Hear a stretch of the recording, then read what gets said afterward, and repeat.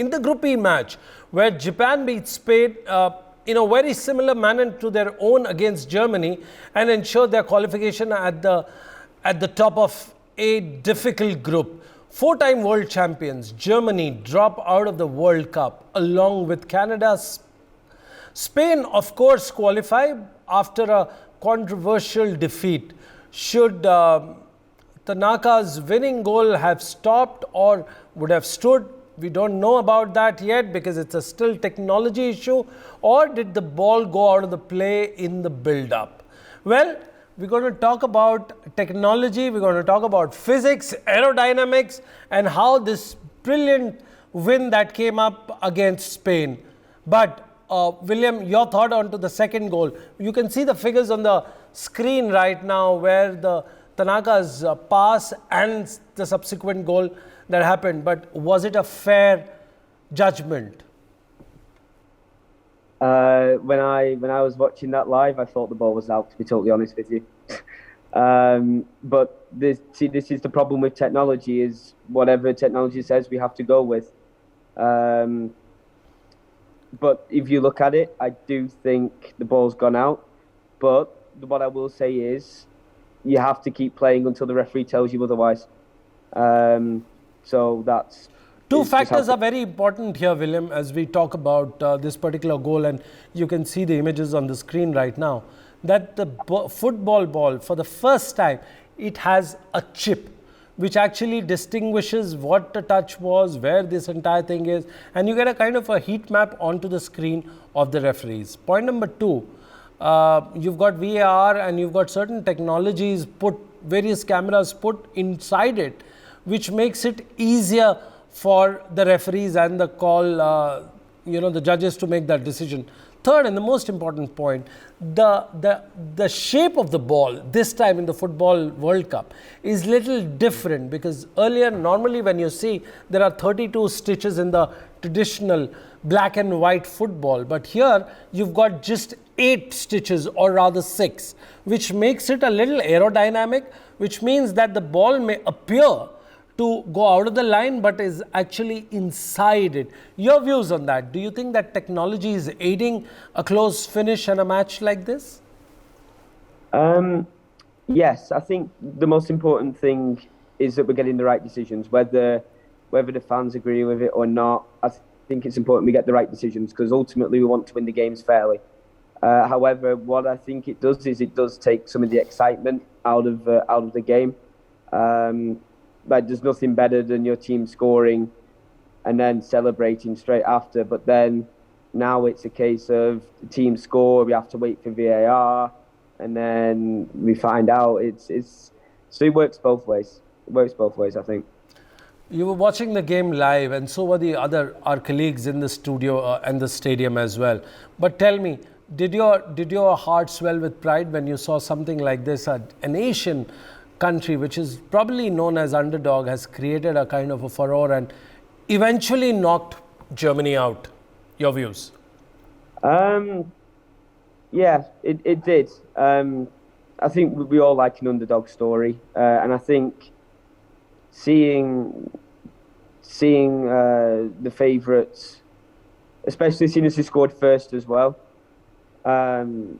seeing the team play so well, play so determined, be so humble about how they played as well. They definitely deserved it. Yeah, for sure. Now we shift our focus from this specific match on to the round of 16. You've got England-Senegal coming up, and which is something which would be of interest to many people across the continents, but also in India, because India has the highest number of Premiership viewership.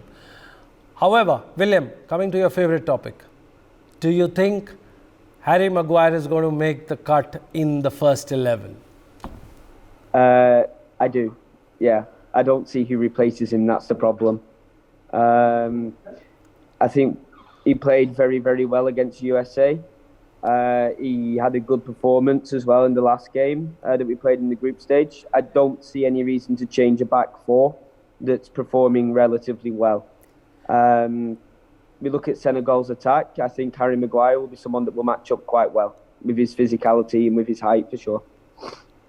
You know, Incidentally, yesterday in Ghana, the reference of economic Harry Maguire was labelled and was discussed, and that made quite a furore on the internet. But coming back, do you think that he's got a problem which has been now exposed in the global context, and there are a whole lot of trolls that are coming, including people in the parliament of Ghana? I think he probably does. Yeah, I think everyone knows what Harry Maguire is as a player, and I think it's very important that as a nation, as England, that we try and embrace that and we give them the support that we can. But then that also means other countries, they also know as well. So, and is he worth what he was paid? Probably not. But it is what it is. That's how I would say anyway.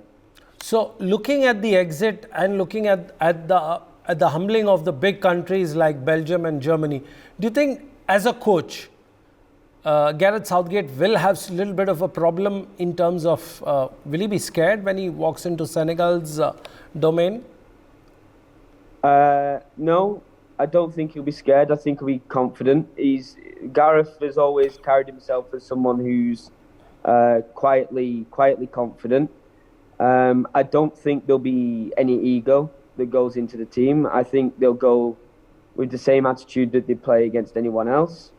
I think it's just important that England keep a level head and they don't let the atmosphere, they just don't let things get to them. They don't let the negative media get to them, and they just go and just do their job. Well, according to you as a coach, what will be the lineup, in the sense, what will be the formation? Will it be like 4-3-2, or how will it be according to you?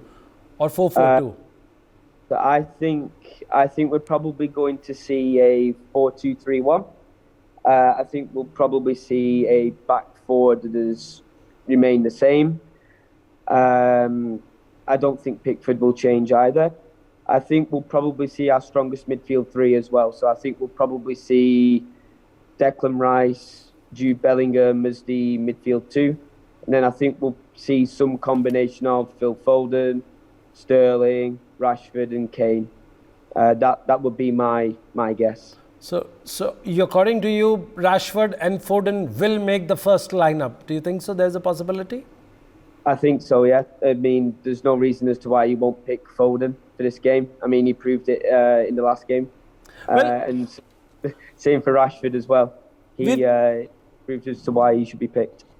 William, we've spoken about technology, how technology has taken this World Cup to the next level. One interesting aspect that has come to light, and that will bring a smile and joy to Marcus Rashford's face, is there is a technology by which you can contain and control the hate, the trolls and the abuses directed to the team, players and an individual group which has done something wrong on the pitch the previous night, maybe an error on the playing field. Do you think that kind of technology is welcome, and players would love to welcome something like this, where they don't get bogged down, especially people like Marcus Rashford and Bukayo Saka, what they went through last year at the Euros? Your views on this?